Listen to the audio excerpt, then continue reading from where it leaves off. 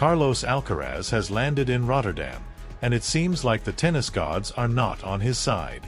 From the moment he set foot in the Netherlands, the Spanish prodigy has been hit with a series of setbacks, making his return to the ATP circuit after the Australian Open anything but smooth.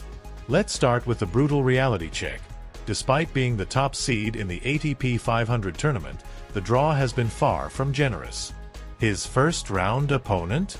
None other than the guy who handed him a brutal exit at the last US Open, Bodyban de Sanel, yes, the same dude who crushed his dreams in New York. Oh, and to make things even spicier, his rival will have the entire Dutch crowd on his side, because, guess what? He's playing at home. Talk about a hostile welcome. But wait, there's more. If Alcaraz somehow survives that initial bloodbath, his reward could be an even tougher challenge in the second round. There's a high chance he'll have to face Felix Auger-Aliassime, one of the hottest players on tour right now, who's out there casually collecting finals like they're Pokemon cards. In fact, this Sunday, Felix will be battling for his second title of the year in Montpellier against Alexander Kovacevic. Basically, Rotterdam's draw is treating Alcaraz like it's his villain origin story. And as if that wasn't enough, the universe decided to hit him with a flu from hell. Yep, the guy has been battling a nasty cold all week, which is not exactly the ideal warm-up for a high-stakes tournament. But hold on, the misfortunes don't stop there. Upon arriving in Rotterdam, his trip took an unexpected turn at the airport circus. His luggage got stuck somewhere, forcing him to wait over an hour like some random tourist who just lost his suitcase in Ibiza. Meanwhile, the tournament organizers, probably feeling a bit guilty, had arranged a fancy official car to take him to his hotel, because, well, that's what you do when you have a tennis superstar in town. Oh, and in an attempt to make up for all the drama, they showered him with gifts, courtesy of tournament ambassador Han Koyen.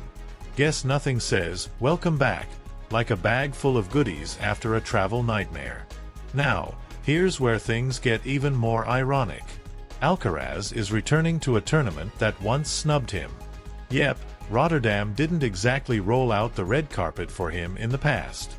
The tournament director, the legendary Richard Krajicek, even admitted last year that they weren't all that keen on having him back in the day. And yet, here he is, braving the cold, battling bad luck, and ready to prove that he's not just here for the free gifts. Will he turn all this chaos into a glorious title run? Or will Rotterdam continue to be his personal house of horrors? One thing is for sure, Alcaraz's comeback is already one hell of a roller coaster ride. Carlos Alcaraz once knocked on Rotterdam's door asking for a wild card, back when he was just a young gun trying to break into the big leagues. And guess what? They slammed that door right in his face. Instead of rolling out the red carpet for the Spanish phenom, they handed that golden ticket to Andy Murray. Ouch. Richard Krajicek, the tournament director, admitted before the 2024 edition that, in hindsight, maybe rejecting the future #1 wasn't their brightest move. "We don't want that to happen again," said the Wimbledon champion, probably realizing they fumbled harder than a rookie on match point. But let's not get stuck in the past. Alcaraz has bigger fish to fry, and one of them is the Davis Cup. Spain has just booked its ticket to the next round, joining the likes of Australia, Germany, Austria, Japan, the USA, Denmark, Croatia, and the Czech Republic. The tennis battlefield is set, and the road to the finals in Bologna is getting more intense. Argentina, fresh off a nail-biting win against Norway, will now have to battle it out with the Netherlands, last year's finalist. Meanwhile, Germany is packing its bags for Japan after steamrolling Israel, while the USA will play against the Czech team, who casually wiped the floor with South Korea in their last matchup. Now, here's where things get spicy. Spain, captained by David Ferrer, will clash head-on with Denmark, led by the young beast Holger Rune. And if you think this is just another matchup, think again. Denmark just pulled off a jaw-dropping comeback against Novak Djokovic's Serbia. The Balkan squad had the win in the bag, but Rune and company had other plans, flipping the tie on its head. If you ask the Serbs, they'd probably say it was a total disaster class. Meanwhile, Spain made quick work of Switzerland, even without their star player Alcaraz. Pedro Martinez and Roberto Carvalho got the job done, sealing the victory before the doubles match even began. By the time Martinez and Jaume Munar stepped onto the court for the doubles, the Swiss probably already knew their fate was sealed.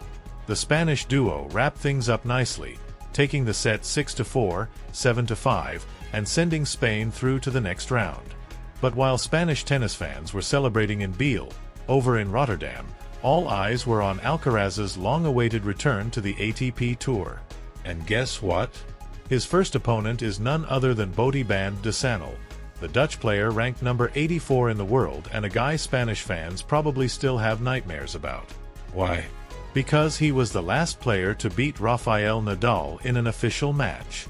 That's right, Van de Sanel will forever be known as the guy who shut down Rafa's legendary career in Malaga. And now, he's got his eyes on another Spanish victim. It's surreal. I still can't believe it, said Van de Sanel in an interview with O Kid Diario when asked about taking down Nadal. And 2024 has been one hell of a year for him.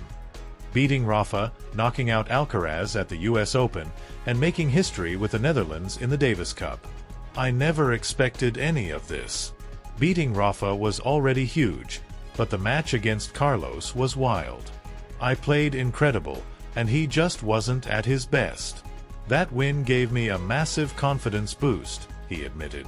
And that confidence was key in his doubles win against Spain later on. For Alcaraz, the path in Rotterdam is a minefield. If he gets past Van de Sanel, things don't get any easier. Waiting for him in the second round? Felix Auger-Aliassime, a guy who thrives in indoor conditions and is fresh off a final in Montpellier. Make it through that? Boom. Holger Rune in the quarters. And if he somehow dodges those bullets, Rublev could be waiting in the semis. Yeah, not exactly a walk in the park. One thing's clear, Alcaraz still has unfinished business on indoor courts. He's crushed it on clay. He's a beast on grass. But hard courts, especially indoors, remain his Achilles heel. And if he wants to stay at the top, he needs to start conquering this surface, especially since his main rival, Jannik Sinner, is already the king of indoor tennis. Oh, and speaking of drama, remember the Djokovic-Alcaraz showdown in the Australian Open quarters? The match that sparked a million debates? Some people swear Djokovic was faking an injury, while others believe he was actually hurt. Either way, the Serbian legend couldn't finish the job, retiring in the semis against Alexander Zverev after dropping the first set. This might have been my last Australian Open, Djokovic admitted, leaving the door open for retirement rumors. What's next for Alcaraz? A brutal Rotterdam challenge, a Davis Cup clash against Denmark, and a chance to prove he's not just an outdoor king. Buckle up, this is going to be one hell of a ride. Novak Djokovic dropped a bombshell in his post-match press conference, and Melbourne felt the shockwave instantly. The King of Australia had just been booed off the court, something that still makes zero sense, and now he wasn't even sure if he'd be back next year, when he'll be pushing 38. That's not exactly the kind of farewell you expect for a tennis legend, but here we are. And speaking of uncertainty, nobody has a damn clue what's next for Novak. Right now, he's nursing a hamstring injury from that brutal showdown with Carlos Alcaraz, and what's 100% confirmed is that he won't be suiting up for Serbia in this weekend's Davis Cup tie. Oh, and for the first time ever, he didn't even bother to show proof of his injury to silence the doubters. Instead, he hit them with a sarcastic, "Here, I'll just leave this for the so-called injury experts to analyze." Was that aimed at Alcaraz, who subtly threw shade at Novak's supposed injury? Or maybe at John McEnroe, who outright told everyone not to buy Djokovic's Pain Act? Either way, this little controversy has opened Pandora's box, with ex-players, doctors, and tennis geeks everywhere debating whether Djokovic is actually breaking down or just playing his usual mind games. The brutal truth? Time is undefeated. Djokovic, who turns 38 in May, is getting hit by injuries left and right, something that just wasn't a thing for him in his prime. And guess what? Recovery ain't what it used to be. Tennis legend Andy Roddick weighed in on the whole saga, basically saying, Djokovic has fought time better than anyone in tennis history, but at some point, Father Time wins. He pointed out how last year at Roland Garros, Novak's knee was messed up, yet he somehow pulled through. Then, at Wimbledon, he almost reached the final with one damn leg. Now, he starts 2025 with another muscle tear, and Roddick's not convinced we'll see him play again anytime soon. At this age, you get stuck in a cycle of rehab. Can his body actually bounce back? We act surprised when people get old, but the reality is, recovery just gets harder, Roddick added. Let's be real, Djokovic isn't the same beast he used to be. Last year, he didn't win a single Grand Slam, and while his Olympic gold was a massive achievement, pretty much the last thing missing from his GOAT checklist, his aura of invincibility, it's fading. And when that happens, the retirement rumors start piling up fast. But hold up, Novak ain't done just yet. In a recent interview with GQ Sports, he made it clear that he still has that fire burning inside. I think more about the how than the when. I don't obsess over retirement just yet. If I start losing more and the gap between me and the top guys grows, then yeah, it'll be time. But right now, I'm still in the fight, he explained. So, what's the deal? Is Djokovic just stalling the inevitable, or does he still have one last monster season in him? One thing's for sure, the clock is ticking. And hey, if you love deep dive analysis, exclusive interviews, and top-tier tennis coverage, don't forget to subscribe to Tennis Extra. We bring you the best content for the best audience, keeping you updated on every twist and turn in the tennis world. Join the ride, and let's experience the thrill of the sport together.